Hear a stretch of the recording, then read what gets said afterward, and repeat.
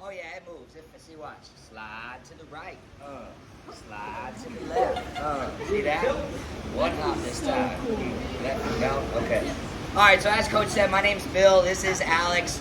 I've been coaching Alex since she was about 13 years old. I've carried her through the whole process. She went through college, became an All-American. She is the absolute epitome of a kid who you never thought was going to really be able to make it out of high school, and she ended up being an absolute All-American and is just a boss in life. I'll let her tell a little bit about her own story.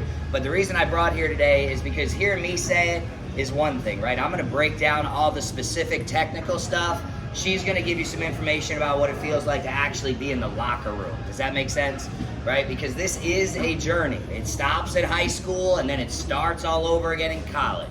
And then it stops in college, and then real life starts. And things change in every single phase. So just to piggyback off what Coach said, kind of who I am. Again, my name is Bill Hoops. I've been doing softball in the state of Florida for just over 15 years. I started when my daughter was 10 years old, just like a lot of the parents back there. You started your kid in Little League because you wanted them to hang out, you wanted them to get exercise, you wanted them to make friends and do all that, and then it turned into, man, this kid's pretty good. I like hanging out with these people on the weekends. And then it turned into, wait, you mean there's scholarships in this thing? And then it turned into, now here we are, right? And we're a couple years away from college, or next year we're going to college, and there's all kinds of questions about what do we do, where do we go? Outside of softball, I spent a majority of my life in the United States Navy. I was a chief petty officer in the Navy for just about 16 and a half years of my life. I got out of the Navy, I became a school teacher. I taught 7th and 8th grade civics at the middle school level. And then I started Florida PGF in 2018 after already being in the softball world for about 8 years. I was also the regional director for the state of Florida for Firecrackers Fast Pitch. I brought the Firecrackers to the state of Florida in 2015. I built that to an 18-team organization before turning it over to a guy named Nick Erie and moving over to the Impact for my last 2 years of coaching on the field.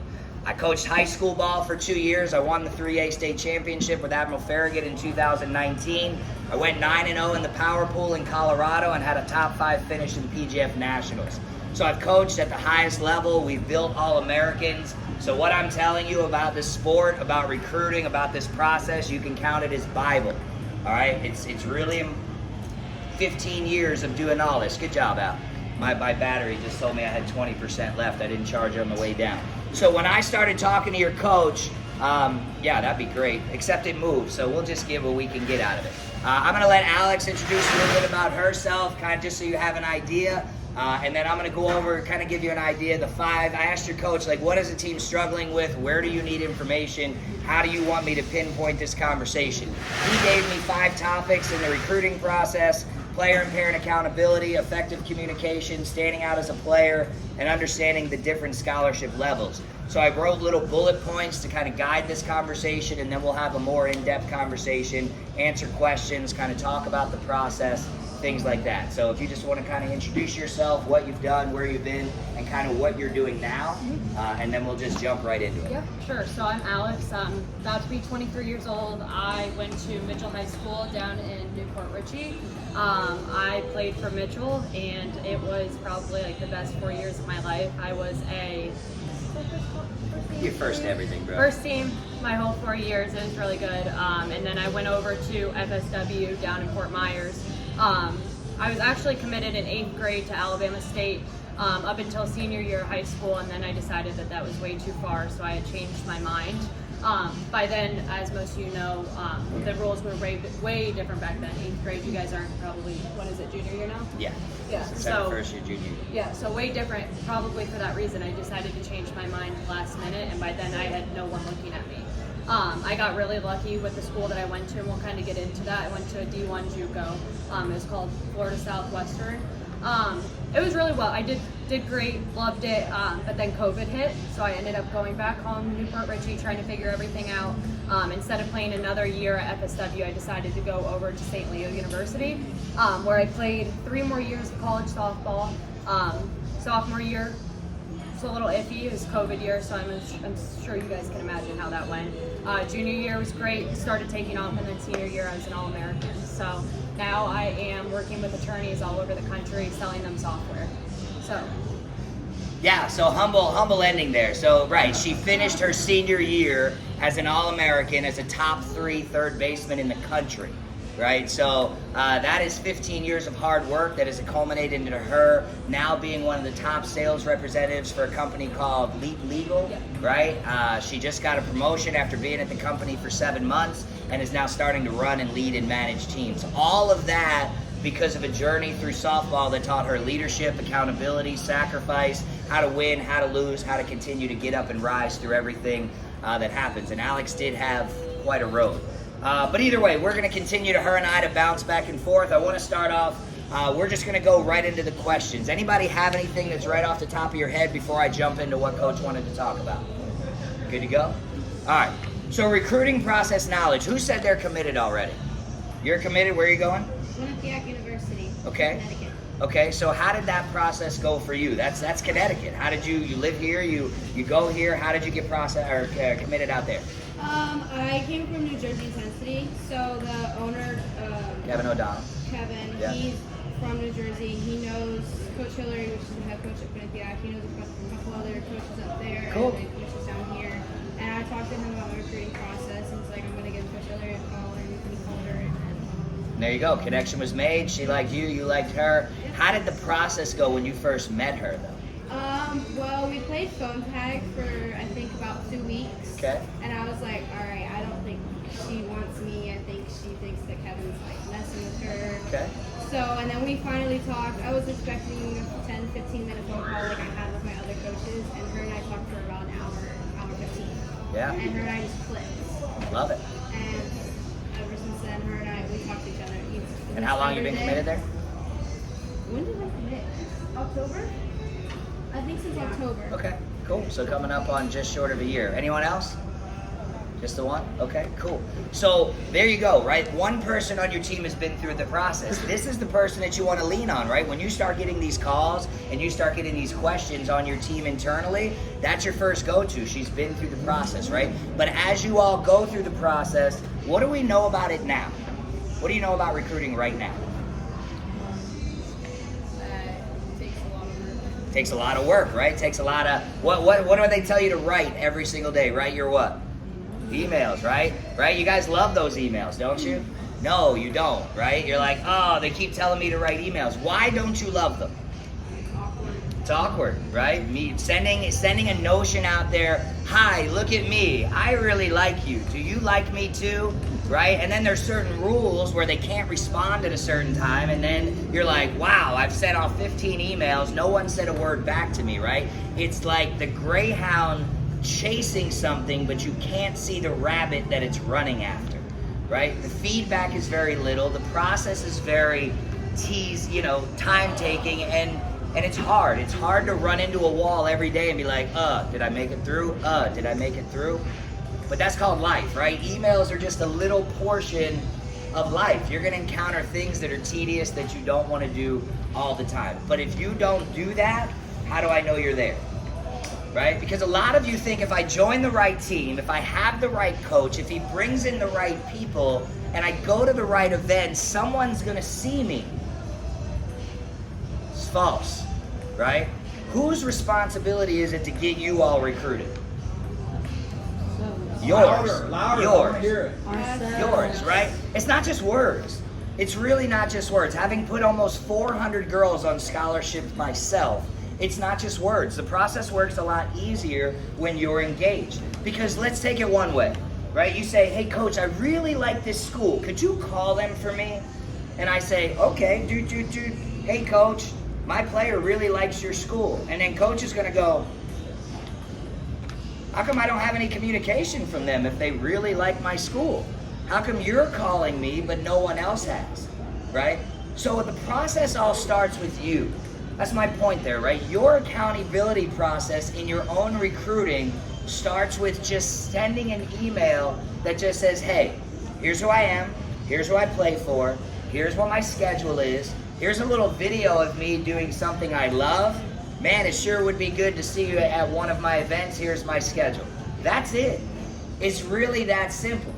And then you go to that showcase and maybe they're there, right? And then your immediate thing is to follow up with them. Hey, Really appreciate you coming out and watching this weekend. I really appreciate you being out there. As you can see, I did da-da-da-da-da and went da-da-da-da-da, right? Can't wait to see you next week when I'm playing here. You're building that relationship. What she just said, I expected to talk to her for 15, 20 minutes, but we talked for an hour and a half. Why? Because we had a couple small conversations. This person had introduced me. I had made a couple follow-ups, so there was a little bit of a comfort level. Now we got on the phone and it's not blind anymore, right? So for you all, yeah, it's a little awkward, but it's no more awkward than you standing in front of a camera going and doing all these things. If we can be awkward, and I don't care, I'll be awkward. I'm gonna call you out, right? I'm just telling you, it's no more awkward. You'll be out and on a softball field. I walk by crowds of them every day, standing there doing all these things, right? That's awkward. But sitting at a computer going, "Hi, my name is Chicka Chicka," that's too much. You understand what I'm saying? Like, it's too much. So no, it's not. It's just, there's a few things that you don't know, right? It's hot out here. There's a few things you don't know. What do I put in the email? If I don't know what to say, then it's hard for me to say it. But it really couldn't be more simple than, what's my name? Who do I play for? What's my schedule for the season? Here's a little skills video. Can't wait to talk to you next week. Does that make sense? Okay. Individual profile sheets, do you all have them? Or do we just have the team profile sheet that hangs up on the back of the fence? You all have individuals. Great, you're a step ahead. Why is that important? How many people go to college camps? Anybody going to camps this summer? Okay, cool. Let's talk about camps, because I run about 30 camps not 30, 30's high. I run about 10 camps a year from start to finish, bringing in probably 30 to 50 college coaches on average, right? So I stand in front of probably 1,000 to 2,000 girls every year that are showing up to a college camp. And here's how they always start. 10 coaches, 20 coaches are standing here, 50, 60 kids are standing there. And they go up and they go, "Good morning." And then everybody goes, "Good morning." And they go, "Is that what you got?" And then they go, "Oh, good morning," right? This is your sport, right? Your parents are out there literally working 40, 50, 60, 70 hours a week. Some of them, they won't tell you, but they're putting this mess on credit cards. They're calling Uncle Larry. They're talking to Tito. They're doing whatever they got to do, things that you wouldn't even imagine, in order to be able to let you be in a shirt, be on a field, in order to chase and support your dreams. So your obligation when you show up to that camp is to respect the work, sweat, and tears that the people standing behind you have put in to afford you the opportunity to be able to do that. And how do you do that? Here's how you do it. Good morning. "Hey, good morning, coach. How you doing?" That's awkward. It's hard to do. It's not natural. We don't talk, right? There's two kinds of voices that you guys are trained to have. Starts in school. You got your classroom voice. "Hi, Miss Smith. Yeah, 2 + 2 = 4, right? Then you got your lunchroom voice. "Hey, girl, let me get those fries." Just telling you, it's the two kind of voices you have, because it's the only two that we give you from the time you're a baby up. Be quiet, mind your P's and Q's, don't do this, don't do that. And then we tell you out on the field, be louder. Make any sense, right? To make any sense. So you have to learn how to walk up to people and go, "What's your name?" "Bailey." "Hi, coach, my name's Bailey. How you doing?" "Man, listen, I've really been looking forward to coming to this camp. I play second base. Watch this." Man, if you do that, you're going to stand out over 1,000 other girls in that camp. I'm just telling you. If you just walk up and go, "Hi, coach, my name's Bailey. Here's my profile sheet. I play for Coach Mark on the Bombers. We're going to be playing here this weekend. Man, I really enjoyed when you showed me at second base how I'm dragging my foot the wrong way on the bag. I'm going to take that back next week, and I'm really going to work hard on it." Dude, that coach is going to go, "What?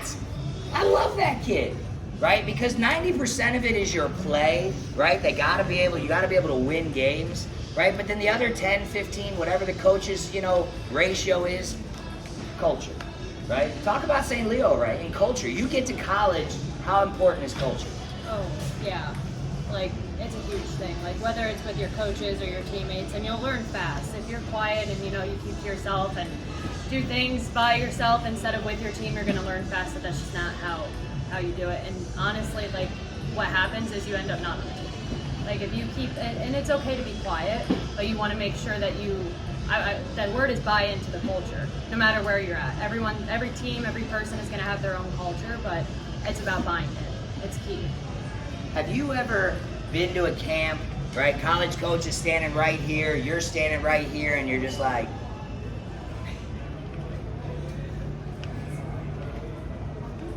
dude, just, hey coach, like this is your time. When you're at a showcase, right, and you're in the field playing, you're looking out there and like, oh, are they watching me? Well, at camp, it's now your time to be able to go, hi, here's who I am. Tell me a little bit about your school. Let me tell you a little bit about me. So that when you go back to that email, it's not awkward. You now have had a conversation. I can now put context in that. I'm now building a relationship. So why emails, and I got on a long one about that, seem tedious and awkward and sometimes trying, right? They're necessary in order to build relationships and start to build the links in that chain. One second. Yeah. Don't want to interrupt, but no, honestly, interrupt all day. One thing that I have taken from sales and from what I've heard throughout the coaches that I've played for, honestly, sit down, take a video of yourself talking, and send it. It's going to be awkward whether you type it or you say it. It's so personable. They're going to be like, what? Like, who is this person? I love that. This is so weird. If I get on LinkedIn right now and I send a video of myself to an attorney, none of my other coworkers are doing that. I'm the one that's going to get the response back. Also, when you're addressing people through email, if you are going to type, don't send it out to a bunch of coaches. Make sure you're addressing them by their name, their school, this, that. You want to make sure that they know that you're going after them. You know, not, oh, I'm going after you, but I'm also going after these 20 other schools, and I don't really care about you. You know. I love it. I love it. Parents, let me ask you a question. I'm going to move on now. Go ahead. No, you definitely don't want to copy and paste, right? I mean, again, you want your name, your team name, where you go, those basics. But, you know, again, these guys talk, right? And I've had kids that have sent something to this school, but really it went to this school. And if you address something to school XYZ and it ends up in school ABC's email, they're just going to go, whoop, there it is, see you later. Right? Because you're not taking the time. You're not truly invested. Right? Does that make sense? Okay. Parents, who's out here helping it? Go ahead. I love it. Let's go. Just while you've gone through this. Yeah. You talked about the quiet period, the calendar. Yeah. They have. I'm not sure if the girls understand what that is. Yeah, so that's the last section, understanding different scholarship levels and the different. Yeah, we're going to get to that for sure. About comfort zone. Yeah. It actually gets easier the more you do it. 100. But you have to break the barrier to get into that comfort zone of talking to coaches. The more you talk to them, the easier it's going to be. You're going to get knocked back. You're going to get knocked back. Do you ever get knocked back from coaches not replying to you? Or I deal with people that don't replying to reply you? every day. It's hard, but don't take it personal. Right. You know. So But persistence. Yeah. Be persistent. Don't blow them up, but be persistent. So it's made of thick skin. You're going to get knocked back, stay positive. Stay positive, there's going to be somebody else. Keep moving forward, keep moving forward. You're going to send that line out, you're going to hook them in. And one or two of them is going to knock you back. Just stay positive. Right. I mean, again, that's life, right? Why do we have speed bumps? So that we slow down, right? And then you got to keep moving forward. So if somebody comes back, like number one school, where would you love to go? FSU, right? So you go to an FSU camp and they love you, you join FSU, life's great, right? Maybe, right? You go to FSU camp, they say, nah, you're not really a good fit for us, right? Is that the end of the world? No, 1,680 some odd softball programs at all levels across the United States, right? Less than 1% of the available schools at that point would have told you they're not interested. There's nothing else in your life where less than 1% doesn't go your way and you would take that as a total defeat. Does that make sense? Right? You guys may go to your dream school. You may not. At the end of the day, if you keep fighting, you keep pushing, you keep working, you will find a home. Right? I mean, I always use her as an example, right? Committed D1, ended up going JUCO, ended up being a Division II All-American. The path and the journey is not a straight line to the finish line, and anyone who's told you that it is wrong, and they're setting you up for failure. Does that make sense? How many of these girls have ended up at not their dream school, but ended up being their dream school? Sure. So Or they fall in love with it and they called you was perfect for them. I mean, there it is, right? She went in to college high 2-point something GPA, low 3-point, like was just not good, right? Like there was a lot of schools she just wasn't going to be able to get into because of the choices she made in high school, right? So yeah, went to FSW. They gave her an academic structure that if you wanted to play, you were going to pay with your academic grades. And they taught her how to have a structure and held her accountable for the first time to academics. It wasn't that she couldn't do it. It was that in high school, she was all over the place and had other things to do other than focus on schoolwork. Well, in college, you don't have a choice. If you don't play, you don't give us the grades, there's 23 other girls on the roster and we don't care. Right? So she had to learn that structure. And then when she went to St. Leo, Coach Aaron and Coach Pat and Coach Brittany and all of them really just gave, I mean, it was incredible to watch. And she ended up leaving, Dean's List in college as an All-American. So yes, if I would have asked Alex at 15, 16 years old, hey kid, you ready for St. Leo? She'd have been like, yeah, whatever. That's not for me. And it ended up being the thing that not only saved her life, but put her on a trajectory to be successful for the rest of her life. You know, so that's the next part that I'm going into, right? Parents, who's out here helping your kid live a dream, right? That's why you go to work every day. You found something that your kid loves, that you enjoy, so you're going to throw everything that you have into that, right? So with that, how can you support the player? There's a couple different ways, right? Hold them accountable positively. I've seen so many kids get burnt out, right? At one point in time, I'll be honest with you, my own kid, until I learned how to do this the right way, I was a Navy dad coaching a 15-year-old girl who was going to give me what I wanted her to give me, whether she liked it or not, on the field.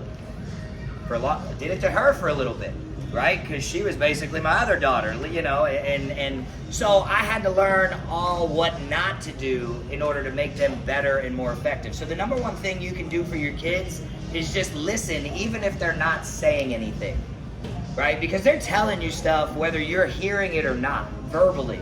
Nobody knows your kid better than you do. Go with your intuition. Help support them, right?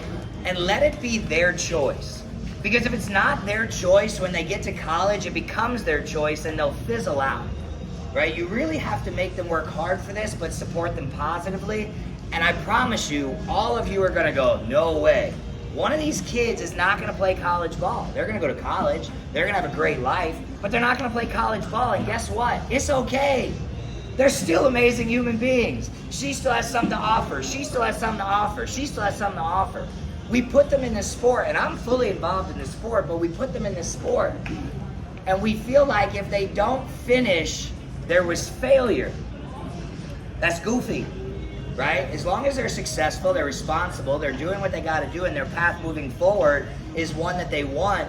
Understand, whichever one of you families that might be, when your kid comes to you, like, encourage them, make sure they're doing the right thing, but support that process. I mean, look at the twins, right? They ended up not playing softball at all. One went to Notre Dame, one went to App State. They're doing absolutely amazing. You know, so just support your player in whatever they need. If they need help and encouraging, hey, did you get your emails done? Let me give you an example. Hey, Alex, did you get your emails done today? No, you didn't? Listen, I want to remind you, man, Coach said it was important and he gave us the task that we're going to write 10 emails a day in order to be able to make sure that people out there know that we're there, because we're practicing hard, we're working hard, and we need to support your recruiting plan. Does that make sense? All right, so I need you to go in there and write those 10 emails, and I want you to BCC me on them so I know that you did them, so I don't have to bother you about it again. Is that fair? Yeah. Okay, so I can do that, or I can go, hey, Al, did you get those emails done today? What do you mean? Dude, we've been talking about this for 2 weeks. Every single day, you absolutely do nothing. Why are we wasting our time? I spend so much money out there every single day, take you to practice back and forth. Why are you not writing your emails? How many times do I got to tell you to do your email? Coach, you're right on. Yeah. But a lot of times I'm going to get that. Yeah. I'm going to get you. I'll get to it, Dad. I'm going to get Yeah. you. I'm doing it, Dad. Yeah. Right. So what's better? Hey, guess what? I didn't pay your dues this month and you're no longer on the team. Since softball isn't important to you anymore, I'm going to take my money and take your mom out. We're going to go do some stuff. And then when you don't take her to practice and those dues aren't paid, and you've worked out with Coach that we're going to make her feel the squeeze of what real life is like when we don't put in effort, that's so much better. Because I got to tell you guys, the biggest part about all this is that one day the game will end. And the only thing you will have left is relationships with your children. That's it. You'll support them in other ways. We build relationships through this game because it's where we spend 90% of our time through their childhood. So we feel like the game is our relationship, right? Just like I said a couple months ago, right? The game has to be something they do, not who they are. The game for you has to be something you take them to do, not what your relationship is built around. Because if that's what it becomes, when the game ends, what do you have left with your child? And if you've dictated your relationship through balls and strikes, you're missing out on a lot of what's really important, right? And that's a hard line to hear, and it's a hard line to guide. You say, well, Bill, what am I supposed to do? Tell them everything's going to be okay? If I can't push them, then what do I do? I just gave you 2 prime examples of one that's going to build them up and show them how to be held accountable, right? Well, okay, that sounds great. What if they don't do it? Well, now I'm going to take it away. I don't have to be vengeful, nasty, rude, mean, demeaning, or deliberately hateful in order to get a message across. If I'm telling you to do something and I'm paying for you to do it, if you own a business and your employee didn't do what you told them to do, what would you do? You would train, hold accountable, document, and then you would have consequences. It's no different, right? Okay, this is what I need you to do. Sorry to keep using these examples. This is what I need you to do. Are you going to do it? Yeah, I'll take care of it. Hey, I'm just checking. Did you do it? Yeah, got it done. Everything's good to go. Okay. Hey, did you get it done? No, I didn't. All right, look, I really need you to get this done. Well, we've talked about it. We've explained why. If you don't get it done, I'm going to talk to coach. You have to have some kind of set standards. This is my Yeah. question. You put over 400 girls to the next level. Yeah. Driving and talking about accountability, especially right now, accountability and adoption. Sure. Where these emails go. Would you have your players BCC? Yeah, I mean, I wanted any communication that was, again, I'm different, right? I want 1,000 emails in my inbox, right? I want to know, because when a school from Connecticut calls me about her, I want to be able to, oh, hey, coach, yeah, we've been waiting on this call. She's been XYZ, and there it is. Don't ever CC, right? Because then it looks like you're encouraging it, but you still get it, in the box. Does that make sense? So yes, your accountability line for them is that. And eventually, if I have to keep telling you, do it, I'm sorry. I mean, everybody here know how to BCC. You know what that is? It's the second line in an email. Blind copy. yeah, it's just, you see, put the email address, then you see CC, there's a BCC. You can do it however you want, right? But the accountability process is this, right? Who loves going to practice? Every single one of y'all better raise your hand. If you don't love going to practice, there's no reason to be here. Because practice is where you get better. Who loves playing the game? Oh yeah, hands went up real quick, right? I can't play the game if I don't practice. Does that make sense? All right, I don't know why I brought that up, but I just want to keep going. I just want to see who like practice, right? All right, so for you practice, man, we're talking about practice. So how do I keep accountability? Everybody has a phone in their pocket, right? That thing has a calendar on it. As soon as you get your schedule from coach, that should be going in your calendar, right? Because when do you play your next tournament? Weekend after this. And what's the name of it? It's the. Don't look at them, look at me. It's Euros. Okay, and what's the next one after that? I think Back to the, okay. Look, you're doing good. Okay, don't say nothing else. What's the last tournament of the year? It's okay. I'm not picking on anybody. It's backwards K. Nope, backwards K is the one in Newberry that she just talked about. You know, Yards only already did one. There's only 2. We already did one last week with backwards K. 3 left. There's 3? 3 left. Yep. So the next one is. Next one is Vieira. Yep. We have backwards K. Yep. Leesburg, right? Okay. Here's my point in pointing that out. What we want to remember, knock knock. How you doing? All right. If we want to remember things, if it's important to us, I will document it, right? Does that make sense? Who knows when they get a new follower? Who knows how many likes they got on a video? Who knows how many views they got? Who knows the moment that they go viral? Do you understand? I'm just saying, right? What's important to you will be on the forefront of your mind, right? I'm just telling you. You have to start thinking about your process. If this is what you want, you have to take responsibility of it from your parents, right? You have to say, Mom and Dad, this belongs to me. Because if you don't, when you get to college, you're gonna go, oh God, They're not, Mom, nope, not there. Mom, come, Mom, nope, not there. They can't save you now. It's like a 3-2 count, and you're standing in that box and you're looking around. No one can help you now. No one. You have brought yourself to this spot. Let's see what you do. Does that make sense? You gotta show up and pay the rent. Yep, she calculating. I can see it. All right. Parents, again, the best thing you can do is support your player. How do I support my player? Hold them accountable, right? Hold them to a process. But seriously, remember, at the end of the day, the last thing you're going to have when this is over is them, right? Your relationship with them should be based off so many other things than this ball. They're gonna mess up. We approach things as parents with a grown, mature mindset. To us, it's like, why aren't you doing this? We can't comprehend, right? Think back to when you were 16. Were you sending emails to coaches? Were you practicing 3 times a day? Were you being told about profile sheets? Right? Were you being told to grab 3 uniforms, that this week you're in Newberry, this week you're in Jacksonville, this week you're down here. If you don't have your 15 emails, I'm coming after you. Coach is showing up to this showcase, grab this, grab that. You missed this party, you missed that party. God, we put so much on them, and we say, be better, be better. And we forget in our mindset, are we saying the same things to ourselves as parents? Are we working just as hard for ourselves as we're telling them to work for themselves? So how you can support them is just love them, hold them accountable, get them to the finish line while sustaining your relationships. Does that make sense? Yes, ma'am. One of the things that also significantly we had Coach tell us, get a competition notebook and notebook. Yes. Each day, you get a business card. Coach gets business cards all the time. They just your players. I want this on camp. Each sheet should put the business card. She does some research on the school. Put when she emails. Yep. If they have my major. When is the camp? When am I supposed to be? Yep. That really helps her. Right, and you said she's committed? Yeah. I wonder why. I wonder why, right? I mean, if I had pudding, I'd throw some proof in it. You understand what I'm saying? I mean, if that's the things that she was doing, it makes sense that that's where she's done, right? So now, somebody said, oh, she's committed, right? And I said, nope, it works twice as hard, because now your job is to earn what they gave you. And that doesn't show up when you get to campus. That's now.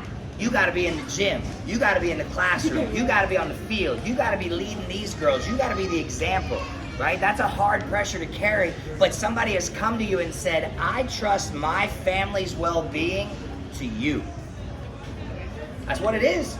They're pulling you on their team and trusting their mortgage and their paycheck and their team and their responsibility and their culture to you. All of you are asking somebody to make that commitment to you. I'm asking you right now to make that commitment to yourself so you make that process easier. Does that make sense? Okay. All right, good. Regular updates. So I'm going to read this. Create a detailed calendar with important dates such as communication deadlines, right? With coaches, submission dates for academic records, eligibility centers, right? So NCAA eligibility center. Who's a junior? Raise your hand if you're an incoming junior. You're going to be a junior this year. Who's a senior? Okay, if you have not filed with the NCAA Eligibility Center at this point, you're a little behind, okay? If you need an NCAA scholarship and you're going to play at an NCAA school and an NCAA sport, you have to register, one second, you have to register with the NCAA Eligibility Center, which means you have to go on there, create an account, of course, pay a fee, you have to upload their transcripts, they have to verify that they've had all the proper high school classes, they meet GPA eligibility requirements. If you don't do any of that, there's no scholarship, there's no none of that. So you have to do that as soon as possible. Again, not like tomorrow the bottom's gonna fall out. It takes a couple days for them to do what they need to do. But if you haven't done that, do that. Yes, sir? You kind of answered. I was gonna make sure, because I started to do it, but I wasn't sure if that's something we had to do. It's $100 fee. You have to do it. Yeah, you gotta do it. You need You an gotta- you need an you gotta do NCAA it. eligibility number. Yeah, so you just have her hold a little personal car wash, right? You gotta go make $100. We gotta get you eligible, right? All right, cool. So create communication deadlines with coaches, submit dates for academic records, and dates of upcoming showcases and tournaments, right? As soon as he, and she'll tell you, I ain't even playing, as soon as he releases that schedule, if it's February and we don't start playing until June, we write emails in the middle of February. One in February, March, April, it's like one every other week, one a month. Just, hey, what up? Hey, I saw that you beat LSU last week. Bzzz. Hey, I saw that you beat Rollins last week. Bzzz. Hey, check out this batting lesson I did with my instructor, man. Really can't wait to watch you play against St. Leo in Dade City this week. Bzzz. You're letting them know, hey, I'm here. I'm following your school. You're doing really well. Man, tough loss. You're building that relationship, right? You're writing down dates. I'm sending everything so that when June shows up, they have heard from little Susie 19 times. I know myself, you laughing, but I'm gonna be so in your face, you ain't got no choice but to go, man, you know what, I gotta go check this kid out. Oh, see, he knew it. You understand what I'm saying? He knew it.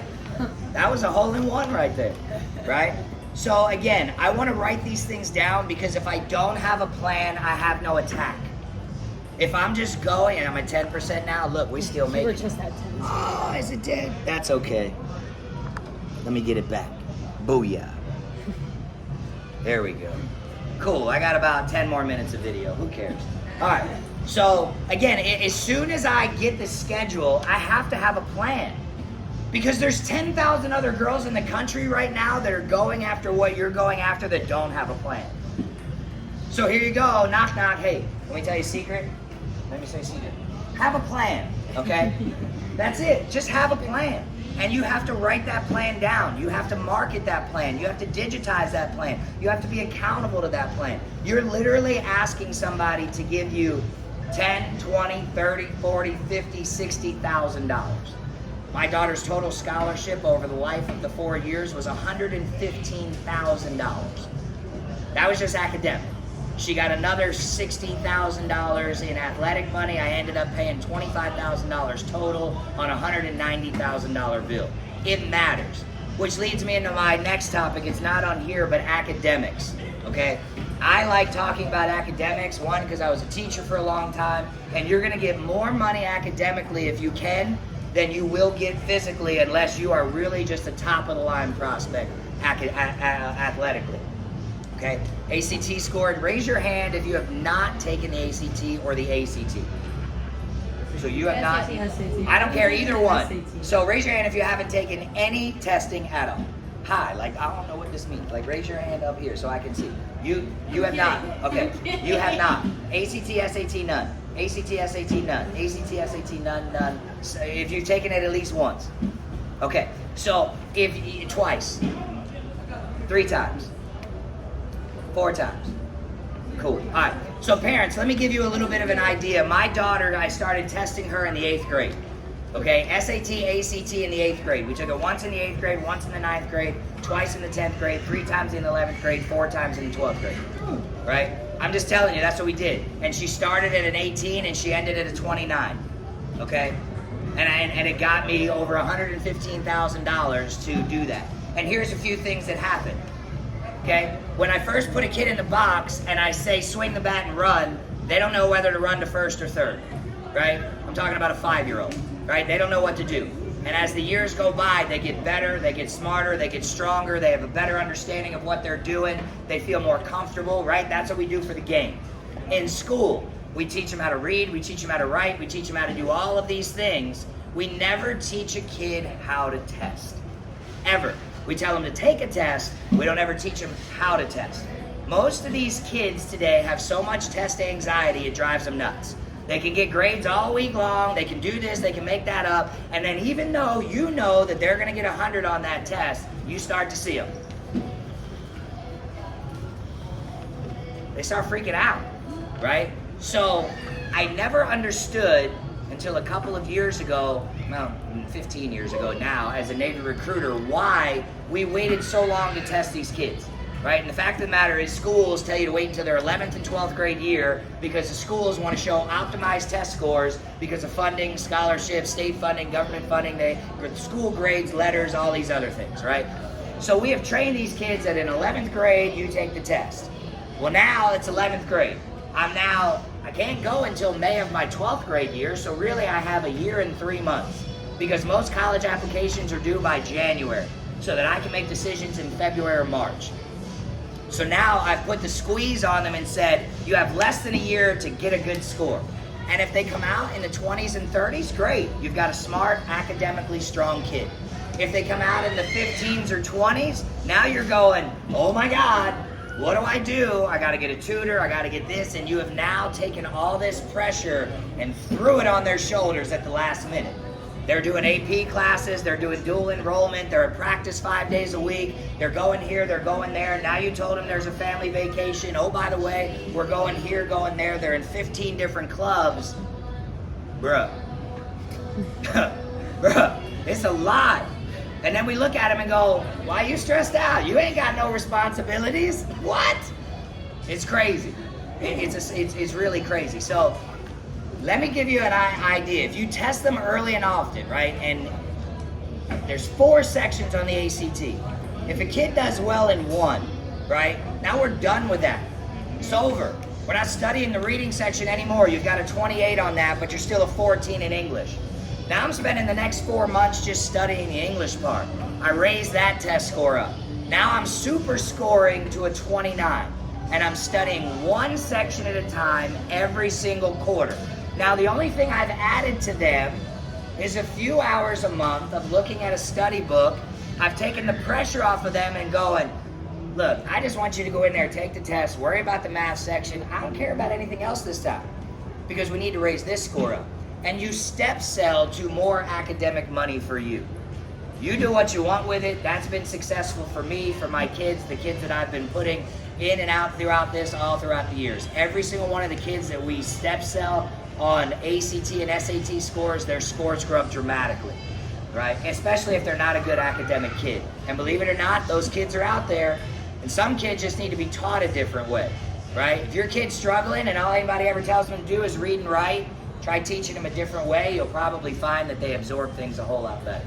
So I got off the paper tangent, but ACT and SAT, that's the #1 thing that's gonna save you money. Everybody always goes, take them to a hitting coach, take them to a batting coach, take them to a fielding coach. Yeah, that's gonna help them. But remember, in Division I, I got 12 scholarships for like 24 kids. So the best way you can help yourself is academically, okay? All right, effective communication. We've been taught, we beat this to death. Draft personalized emails to coaches, mention specific aspects of their program that attract you, reflect on recent game or season they had. We've talked about that. Communication, go ahead. So I know a lot of schools like aren't requiring ACT anymore or like SAT, but if you still take it, do you still get money for it? So I love that you brought that up. Thank you. What she's talking about is a school like St. Leo. St. Leo is a test alternate school, right? The test is not required. They base it off, I don't know if it's weighted or unweighted, that you might know, but I don't know which one it is. But they base it off of your GPA, not your test scores. I can follow up with that. If you do have a test score, do you get more for it if it's good? I don't know the answer to that question. I'll follow up and I'll get back with Coach though, because Coach Pat works there and that's an easy answer to get. Sir? Yeah, I do. I think more are going to that format because they're, the ones that have it. Some of them are losing students to the ones that don't, and they're seeing their enrollment drop and things like that. Yes, sir. I was recruiting for you in college. Okay, great. There's a matrix that they have for GPA and test scores, at least back then. Sure. So the higher the GPA, the higher the test score, the more money. And it was like the sliding scale. Gotcha. Yeah. With yeah, I understand. Meet it in the middle, and that's what you got. Yep. Perfect. And I'm sure that's still true today, right? So it just depending upon the weight that the school puts on the test, and it probably varies school to school, right? I'm gonna give you another inside hit. You can write this down, right? ContactCollegeCoaches.com. It sounds weird, right? Like, oh, really? Just ContactCollegeCoaches.com? Literally. Mark, it's $199 for the file for the year. You download the file, you can share it with your team. It's literally every single college at every single division, their school, their coaches, their emails, their Twitters, their surveys, their enrollment, their average GPA, their accepted ACT scores. It will give you everything for every college in the country. So I use it for everything, for camps, tournaments, helping kids out. Really, $199 a year, and he updates it quarterly, so it's always current. So you get that, you download it to them, then you really have no excuses on emails because you don't have to look anything up. It's all on one file. Good to go? All right. Cool. Let me go to the next page. Hey, how at 12? I've given them a good database already of about 150 that I did Lego on. But that's Yeah. great. Yeah, this literally every school in the country. I'll have Jared fund that out of the bottom. Yep, and all of their statistics, everything. All right, cool. Here's an important part. Standing out, I'm going to the second page. Standing out as a player. Coach said to me, how do I stand out as a player, right? So focus on developing specific aspects of your game, right? Engage in leadership roles, strive for excellence, keep a consistent track record. Here's how I stand out as a player. I'm in the batter's box. 3, 2, 1, strike 3, boom.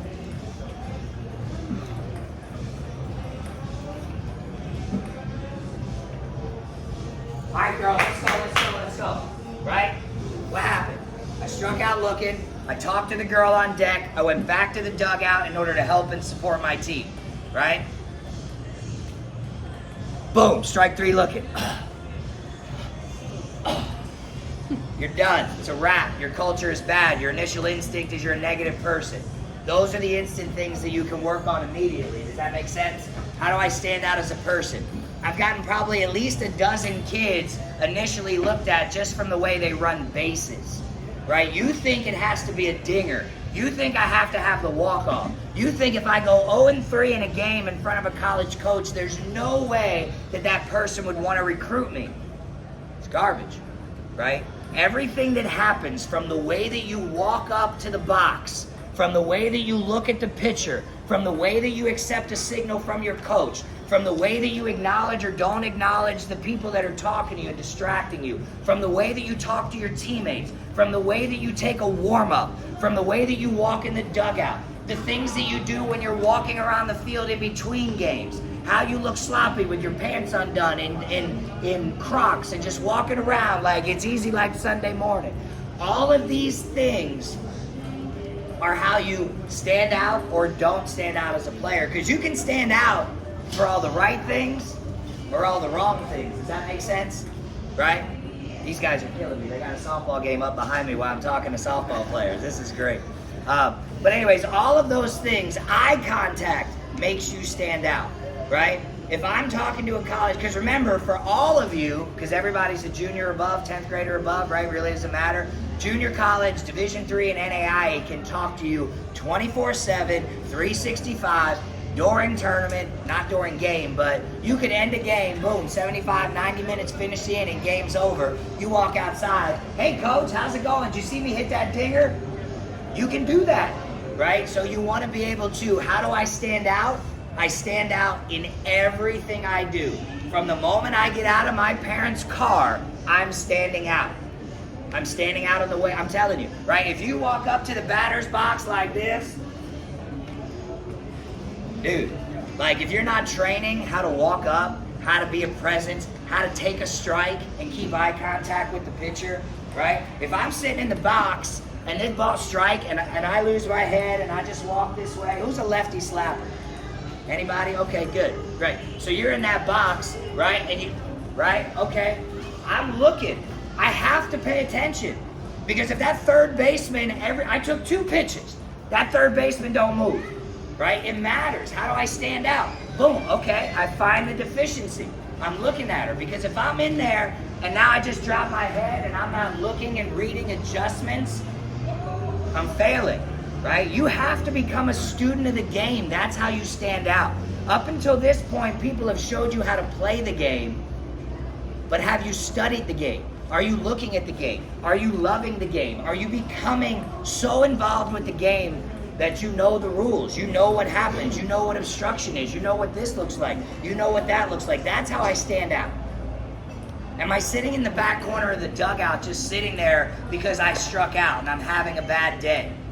Okay, well that time that you're sitting there, you look like the only lonely bird on a perch and I'm watching you. I'm watching your mannerisms. I'm watching how you interact with your parents. I'm watching how you do everything. So how do I stand out?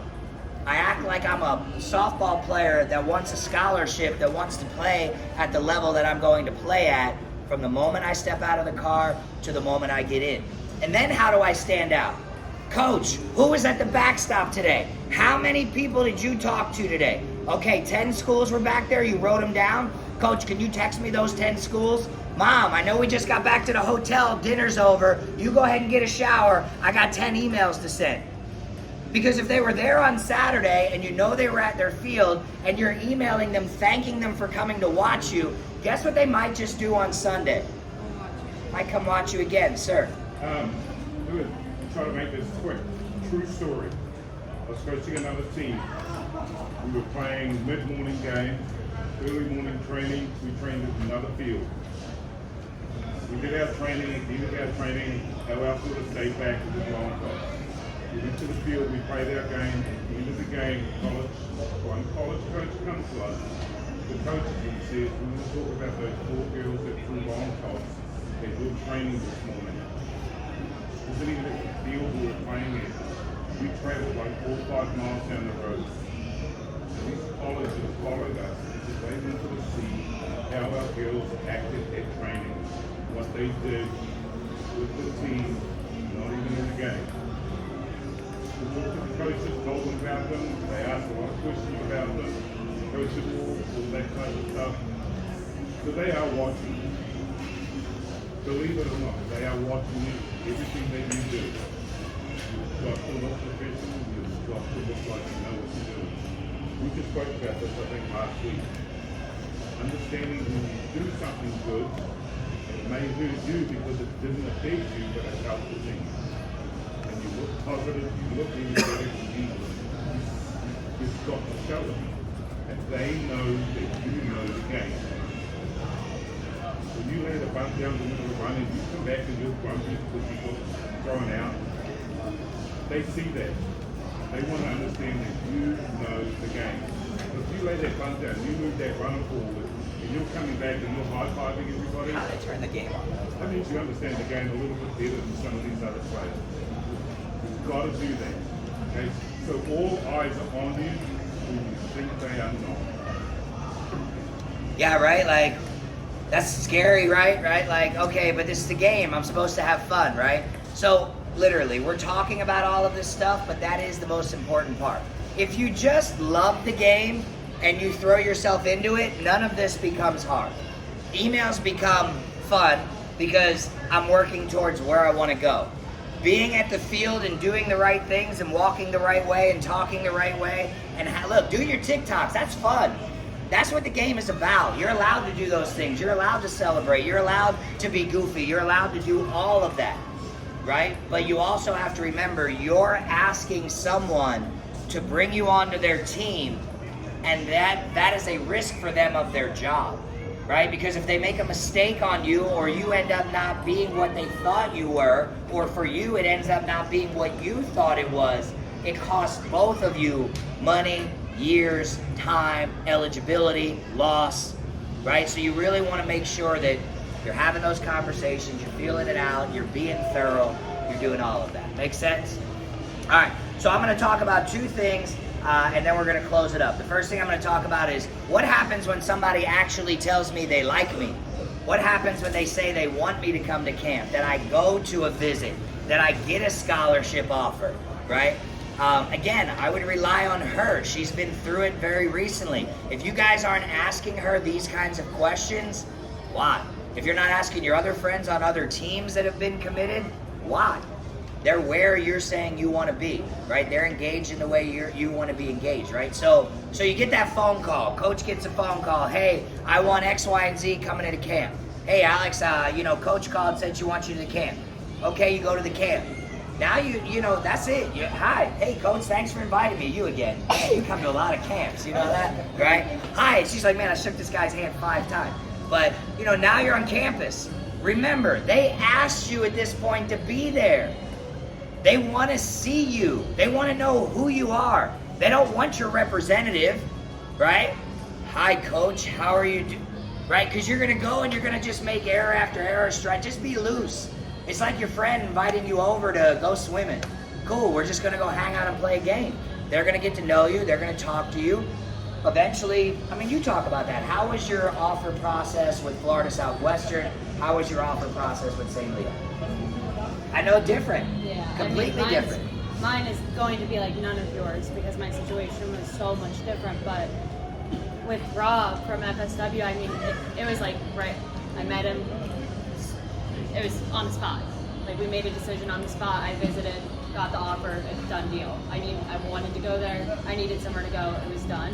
The difference with St. Leo that I was kind of going to say to you guys about, it kind of ties into what we're talking about now and like what we were talking about before, is that my coach at St. Leo didn't get the luxury of seeing who I was on the field because there was COVID. She doesn't have any idea who I am. The only person who knew who I was Coach Pat, and we didn't really even know each other. So we kind of went through him. So it's different. It's definitely not going to be like any of your guys' experiences. But to kind of go backwards, with the luxury of not seeing me play and the attitude thing that we were kind of just talking about, I was like the player who, if I had to button someone over and like I did my job, I didn't like that. I wanted to hit a home run and that's how I wanted to go about the game. And Coach K didn't really know that. But when she brought me in, she fixed me. And that is why I was an All-American, is because the game was fun my last year. Like, prior years, it was like, oh, you know, I just struck out, or like, I just made an error, like, my whole game is over. Versus the last year, it was like, you know, I just struck out, like, this is my last year I'm playing, like, I'm having a great time, I'm with my girls, I'm on the field, I'm doing great, I'm doing this, and this. And it was just fun. It didn't matter if you sucked, because now that it's over with, all you want to do is go back and, like, take back the bad times. I would go back to strike out 25 more times if I could, but I can't. So that's kind of going backwards. But I would say my experience is just going to be a little bit different just because I had COVID. I decommitted from a school. But yeah. Talk about the end. The end. The end. The end of The last game. Oh. Game's over. Oh, I'll start. That's okay. I'll start south. That's okay. It's so hard. It's so hard. It's like you can't even talk about it. All right, I don't want to put you yeah, there. it's so hard. It's so hard. Right. So I mean, look, just thinking about it, just look. I don't want to get her crying. I mean, there's Coach Bill still making her cry, right? But I mean, that's it. This is what the game does to you, right? This is what I mean by it's got to be something you do, not who you are, right? Because it gets you, and when it's over, it's over. There's nothing you can do about it. At that point in time, you join an adult slow pitch league and you move on, or you do lessons, or you pick up golf and get a killer swing, right? But it ends, right? It ends. But for you all, you still have at least 6-7 years, God willing, to be involved in this game. So why wouldn't you? If this is how it feels when it's over, why wouldn't you kill it right now? Why wouldn't you go home and write 15 emails? Why wouldn't you give yourself an opportunity? Why wouldn't you give yourself an advantage over every single other girl? Why wouldn't you take this information and run with it? What you do today has a ripple effect on what happens to you the next year, 3 years, 5 years, 15 years down the road. You have an opportunity every single day to wake up with a championship mindset that says, I'm going to be relentless in everything I do. The game will take everything from you if you let it. It will take your health, it will take your mental health, it will take everything. But it will also give you so much that when it's over, you feel like you've lost a piece of you, right? So engage in that right now, right? Whether you're committed and your job is to now be the best the day that you show up, or whether you're fighting with 500,000 other girls in this country for a scholarship, your job is to leave this meeting and give softball, your parents, and life every single thing it is you got. And understand when you fail, that's okay. When you make an error, that's okay. I've been broke, bankrupt, beat up, dropped out of high school, punched in the mouth, and kicked to the lowest low, right? And life has taken everything from me. And I've gotten up, I've punched it in the face. I now own 4 companies. I help hundreds of kids live their dreams, right? Life will take everything from you. And it's the everyday grind of annoying emails, doing what coach says, cleaning my room, turning in the assignments, and the little things that just seem so tedious right now that are going to make you stronger, more focused, and more ready for life as you continue. Guys, I'm not going anywhere, God willing. Coach has my contact information. If I can help you on this journey, if you need more information, if you need guidance, if you need anything, I'm happy to help. You get one shot at this, right? You get 2-3 more years to play travel ball. Enjoy it. The world's going to put a bunch of false pressure on your shoulders that you have to be perfect, you can't make mistakes, and if you don't do everything right, you'll get nowhere. That's garbage. It's a lie. It's not true. Make mistakes. Run into walls. Change your mind. Go anywhere you want to go and do anything that you want to do that doesn't hurt somebody else or ruin somebody else's path, right? Be humble in everything you do, right? And go get it. Go get it, because we all have a time clock and nobody knows when the last second ticks. So go get everything you can from this life, because it's here. It's in front of you. You got people that are supporting you, encouraging you to go be great. So now that's on you. That's all I got. Thank you, Coach. Yeah. All right, cool. Appreciate it. Any questions? Let's go Q&A for a little bit.